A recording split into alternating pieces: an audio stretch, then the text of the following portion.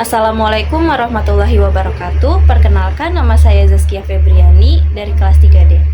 Kali ini saya akan menyampaikan sebuah ceramah singkat yang berjudul Diam yang Bermakna. Assalamualaikum warahmatullahi wabarakatuh.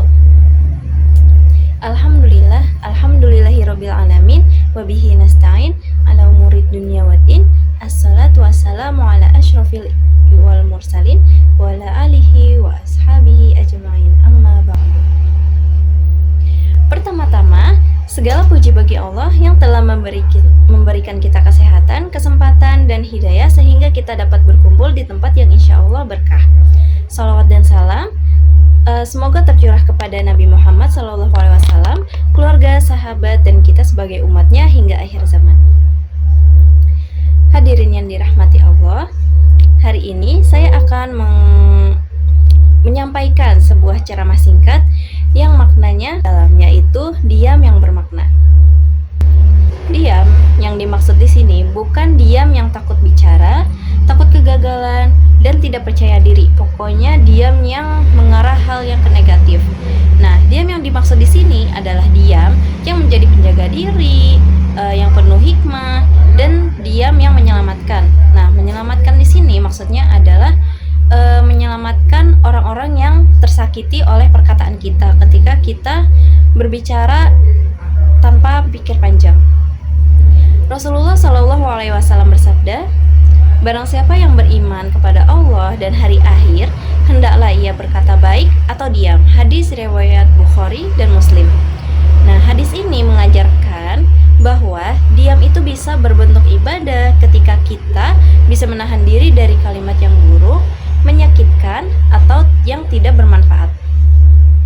Nah, ada 3 macam diam yang akan kita bahas kali ini. Yang pertama adalah diam untuk menjaga lisan. Dalam kehidupan sehari-hari, banyak masalah lahir bukan karena tindakan, tapi dari kata-kata yang menyakitkan, kata yang tergesa-gesa, dan kata yang tidak dipikirkan. Allah Subhanahu wa Ta'ala berfirman dalam surat Qaf ayat 18 yang artinya, tidak ada satu kata pun yang diucapkan melainkan ada malaikat yang selalu mengawasi dan mencatat. Nah, ayat ini mengingatkan bahwa setiap ucapan kita itu direkam. Maka ketika kita memilih diam agar tidak menyakiti orang lain, itu adalah amal baik dan menjadi bentuk kehati-hatian dan ketakwaan. Yang kedua, diam untuk menenangkan hati. Ketika hati sedang marah, kecewa, atau terluka, diam adalah penolong.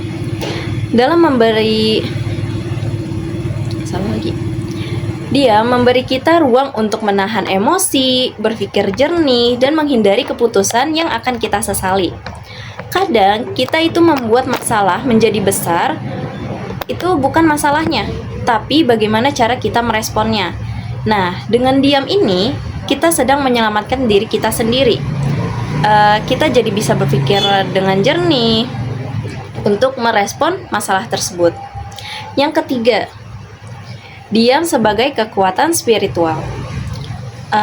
Ada diam yang sangat indah, yaitu diam untuk bermuhasabah, diam untuk kembali kepada Allah di saat dunia itu ramai. Hati yang tenang justru itu ditemukan dalam keheningan. Nah, dalam diam kita bertanya seperti, sudah sejauh apa kita dari Allah? Apa yang harus kita perbaiki? Bagaimana hati kita yang sebenarnya?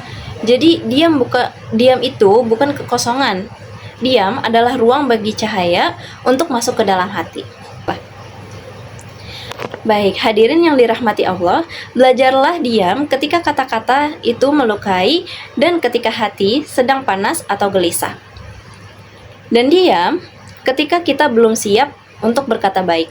Karena terkadang diam adalah bentuk ibadah, bentuk kedewasaan, dan bentuk cinta, yaitu cinta kepada kebaikan dan keselamatan diri. Semoga Allah menjadikan kita hamba yang mampu menjaga lisan dan hati, serta memberikan makna pada setiap diam yang kita pilih.